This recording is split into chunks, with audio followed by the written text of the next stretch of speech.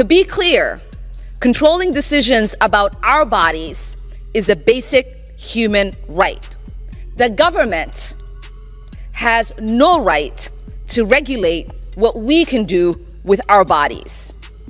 Overturning Roe v. Wade is about control. It's about religious supremacy, and it's about harming women. It would fly in the face of decades of precedent and the overwhelming majority of public opinion if this decision is to hold.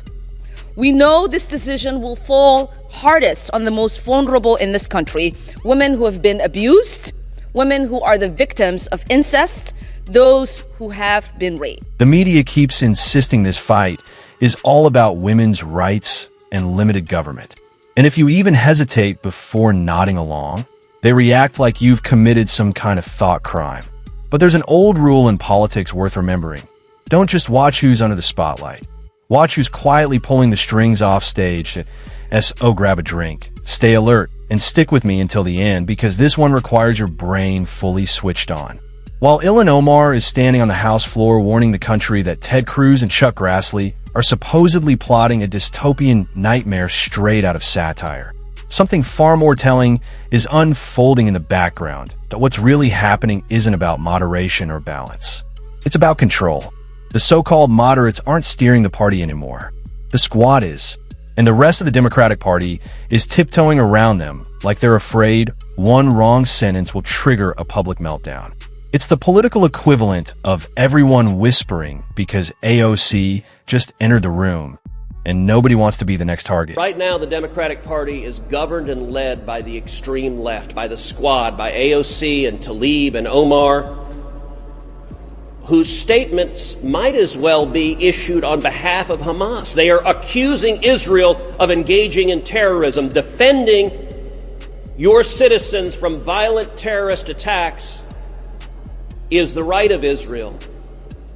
And I will say for every Senate Democrat, they have an opportunity right now to decide where do they stand. Just a minute ago, I was speaking with a reporter who relayed that Chuck Schumer had told him, "I don't want to answer any questions on Israel." Well, I bet he doesn't. I bet he doesn't, because he's so scared of AOC primarying him from the left that he doesn't want to say anything to anger the anti-Israel extreme left in the Democratic Party. Now is a time for men and women with courage to step up and say, we stand with Israel. And by the way, now is a time when the Biden administration ought to step forward and say we're going to replenish the Iron Dome munitions that are saving thousands of lives by intercepting these terrorist rocket attacks, instead of attacking and belittling and undermining the nation of Israel. President Biden ought to be standing with Israel and replenishing the Iron Dome munitions. And with that, using the powers of monopoly to censor political speech, I think that raises real antitrust issues. So at this point, Senator, what are you going to do about it? Because that's exactly what's happening. Joining us now, social media superstars, President Trump's loyal supporters, Diamond and Silk, hosts of the Fox Nation show Diamond and Silk. Great to have you with us. And let's start with first Omar. She has defenders. What do you think? Yeah, I think it's disgusting, anybody that can defend her tasteless and disrespectful words and quotes that she said. She is proven to be anti-American, anti-Jewish people. I don't even think she deserved to be in our Congress. And anybody that defends her, they don't deserve to be in our Congress. That's either. right. To refer to terrorists as some people, no, these were terrorists. They had animalistic behavior, terrorists, and they drove planes into our Twin Towers. So she needs to start calling things as they out or how they need to be called out. That's right. Instead of just beating around the bush. I don't think she represents America. I don't know who she represents, but it's not America. Yeah, and her defenders, Tlaib and Ocasio-Cortez, saying that her critics, Omar's critics, are racist. This is, at this point, Nancy Pelosi seems to have lost control of these freshman lawmakers.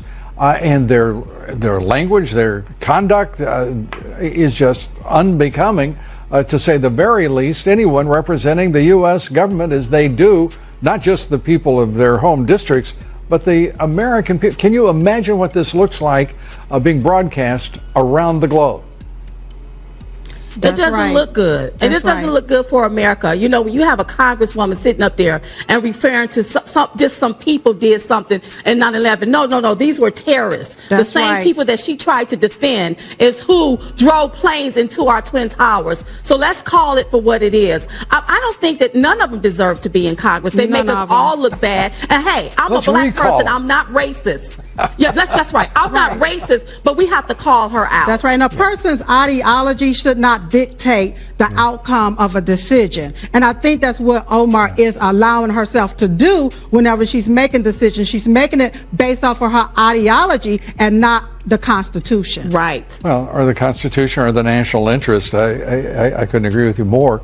The radical Dems have really, they are... At one time, they were moving to the left. Now they are veering to the left.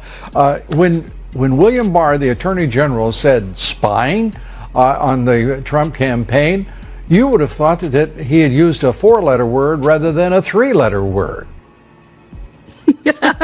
Absolutely, because listen, it messes with the Democrats' narrative. You know, they are the one that masterminded, created it, perpetrated it, and so it's got to be called out. That's right. William Barr need to leave no table unturned, no stone unturned. Let's get down to the bottom of this. That's right. If they spied on then... Let's start with the image the media wants burned into your memory. Ilhan Omar steps onto the House floor and delivers a dramatic defense of abortion rights, framing the possible rollback of Roe versus Wade as an attack rooted in control, religious dominance, and, somehow, the opposite of limited government. She warns that figures like Ted Cruz and Chuck Grassley are lining up to micromanage women's bodies, and the press plays along without hesitation. No pushback, no nuance, because outrage headlines travel faster than careful analysis. But here's the connection they don't want you making. While Omar is accusing Republicans of authoritarian impulses, her own party is quietly being steered by its most rigid ideological wing. Move ahead to what happens next, and the illusion cracks. The Democratic Party today isn't being guided by consensus, pragmatism, or even its formal leadership structure. It's being driven by the squad, Alexandria Ocasio-Cortez, Rashida Tlaib, and Ilhan Omar. And everyone else is carefully choosing silence over resistance. Not because they agree, but because they're afraid of the consequences. You can hear it in real time when Senate Democrats are pressed on Israel. Chuck Schumer, the Senate Majority Leader, dodges the question, not because the issue is unclear, but because stepping out of line invites a primary challenge from the left. That's not strategy. That's political fear. And fear is a terrible substitute for leadership. The irony is impossible to miss. The same voices lecturing the country about democracy and bodily autonomy are actively pressuring their own party into conformity, especially when it comes to Israel defending its civilians from terrorist rocket attacks. In this upside-down moral framework, defending Israeli families from Hamas rockets is labeled extreme, while accusing Israel of terrorism is praised as courageous dissent.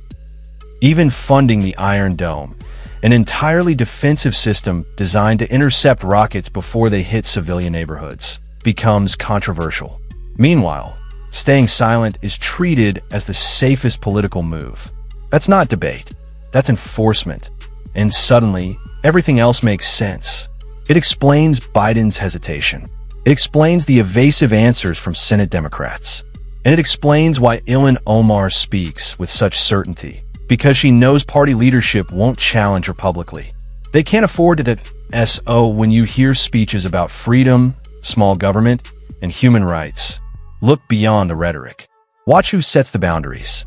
The loudest voices dictate the rules, the moderates fall into line, and the media acts like nothing unusual is happening. In today's Democratic Party, courage isn't encouraged. Independence isn't rewarded. Compliance is, and that's the real story you're not supposed to focus on.